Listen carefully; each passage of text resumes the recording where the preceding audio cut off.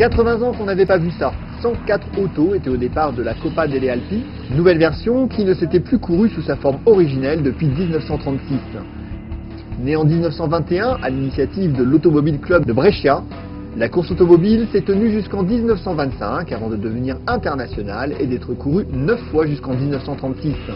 Ensuite, plusieurs épreuves de course automobile alpine se succédèrent jusqu'en 1962, date à laquelle les rallyes prirent le relais.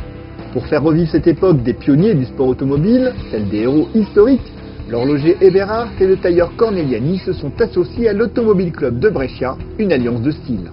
Donc nous on a commencé à soutenir le Grand Prix Nuvolari du début, première année, donc on a aidé à reprendre cette vieille course qui a été un peu oubliée. Donc en 1991, on a recommencé à soutenir le nom de Tazio Nuvolari, qui a été ces grands pilotes qui a été, et à soutenir la course. Entre-temps, on a commencé à supporter aussi d'autres courses, parmi lesquelles la Coppa delle Alpi dont on est.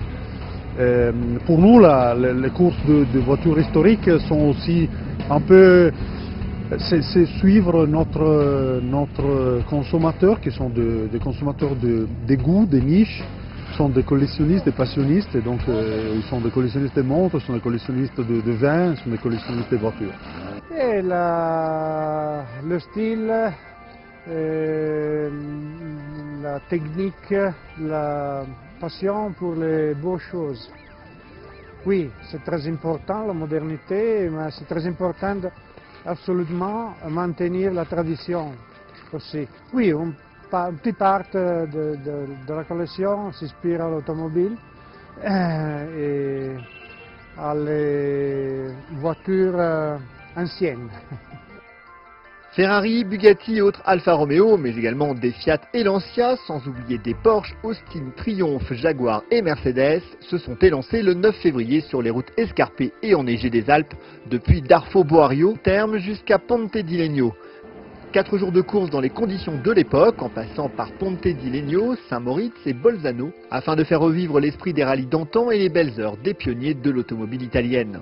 Une course internationale à travers les paysages à couper le souffle des Alpes italiennes, suisses et autrichiennes. 575 km à parcourir en 3 étapes, dont une bonne partie sur neige et glace, avec des automobiles de collection, toutes d'avant 1971. C'est le grand horloger suisse Eberhard & Co qui est le principal parent de la Coppa delle Alpi.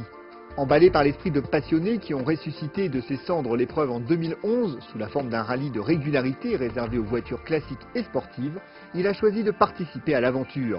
Chronométreur officiel, Eberhard ne se contente pas d'être le maître du temps de l'épreuve, mais en profite également pour mettre à contribution son Classic Team qui a démarré en fanfare sa campagne 2012 des rallyes historiques.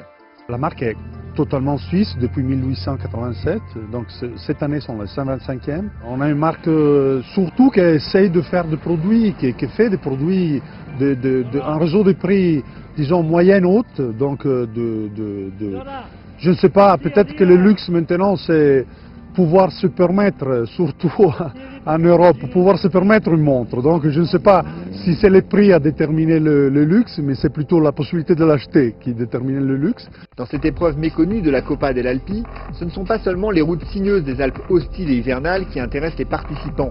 C'est aussi un lifestyle, une élégance surannée, faite de cuir, de tenues rappelant les premiers Grands Prix, de chic et de belles carrosseries.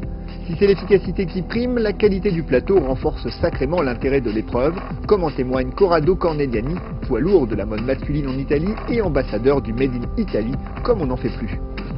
Nous avons fait l'anniversaire 2 années passées, 50 années. Donc nous sommes nés dans le 1958 et nous sommes prêts pour partir avec la 3e génération. Le projet c'est seulement pour l'homme et donc nous avons l'intention de partir avec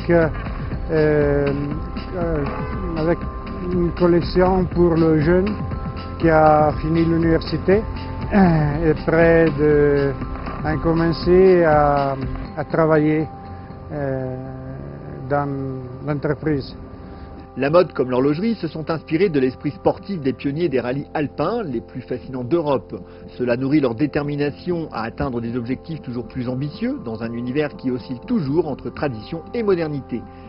Gageons que la nouvelle ère qui s'ouvre aujourd'hui en symbolise plus que jamais le renouveau.